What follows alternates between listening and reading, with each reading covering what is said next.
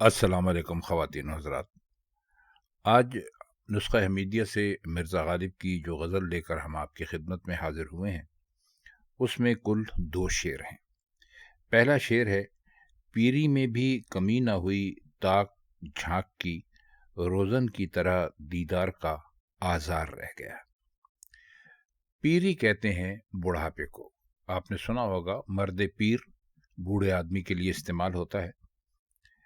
ताक झाँक से मुराद आप यहाँ ये ले सकते हैं कि कनखियों से तमाशा करना, या अपनी गोशाए चश्म से किसी तरफ देखना। तो इस ताक झाँक का मतलब, जब गालिब ने दीद का लफ्ज़ इस्तेमाल किया दूसरे मिसरे में, तो इससे मतलब यही है कि हसीनों की तरफ देखना। फरमाते वो ये हैं, बल्कि अगला लफ्ज़ भी हम आपको बता दें, रोज़न। रोज़न का मतलब होता है रोशनदान। अब तो शायद घरों में रोशनदान कम ही बनते हैं, लेकिन आप सब जानते होंगे वेंटिलेटर जिसको अंग्रेज़ी में कहते हैं, कि रोशनदान से मुराद रोज़न है, यानी रोज़न से मुराद रोशनदान है। दीद का मतलब होता है देखना। आज़ार कहते हैं किसी भी बीमारी को।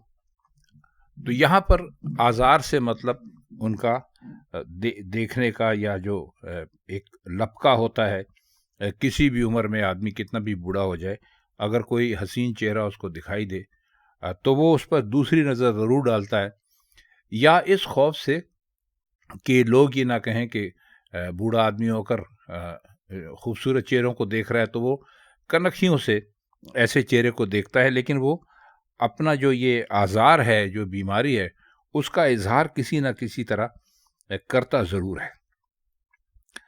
तो शेर का मतलब सादा सा तो ये हुआ कि बुढ़ापे में भी ताक झाँक की आदत नहीं गई, यानी जो नज़ारेबाजी है वो एक तरह की बीमारी है, एक तरह का रोग है, एक तरह का लपका है जो साथ साथ चला जा रहा है।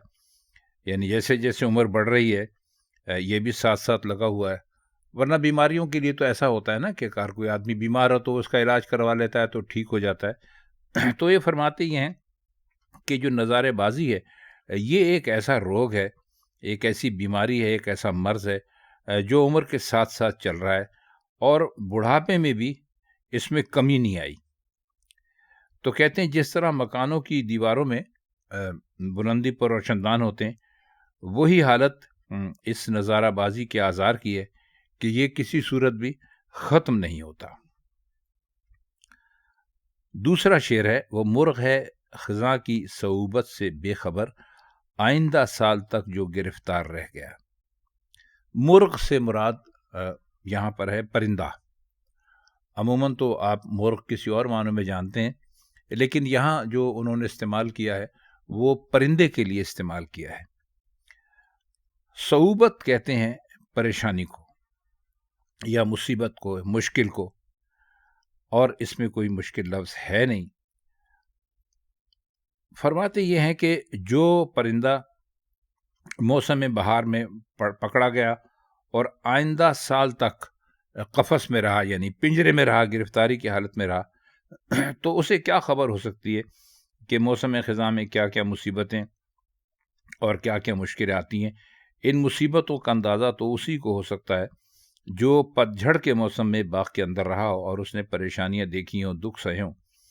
और जो कफस के गोशे में बैठा हुआ परिंदा है, उसके लिए बहार और ख़ज़ां की हैसियत यकसां है। अब उन्होंने मिसाल दी इसमें, बाग से मुराद आप दुनिया ले लीजिए, और परिंदे से मुराद आप शायर को ले लीजिए, या एक आम इंसान को ले लीजिए। तो फरमाते ये हैं कि जो हमेशा दुख या परेशानी या तकलीफ के अंदर अपना एक गोशा बनाकर, अपना एक ऐसा ठिकाना बनाकर रहता है कि उसे बाहर की दुनिया का पता ही नहीं चलता, तो उसको क्या पता कि जब मुसीबत आती है तो इंसान पर क्या बीतती है। जब बाहर आती है तो उसको कुछ पता नहीं चलता।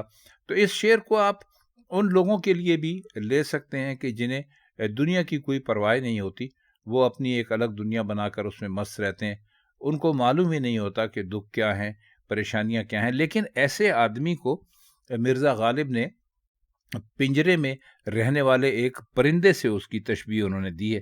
انہوں نے کہا ہے کہ ایک ایسے پرندے کی طرح ہیں ایسے لوگ جنہیں کسی بات کی فکر ہی نہیں ہوتی کہ جو کہ پکڑا جائے اور وہ آئندہ سال تک گرفتار رہے. یعنی آئندہ سال سے مراد یہ ہے کہ اگلے موسم بہار تک، جس کے درمیان خزاں کا موسم بھی آتا ہے.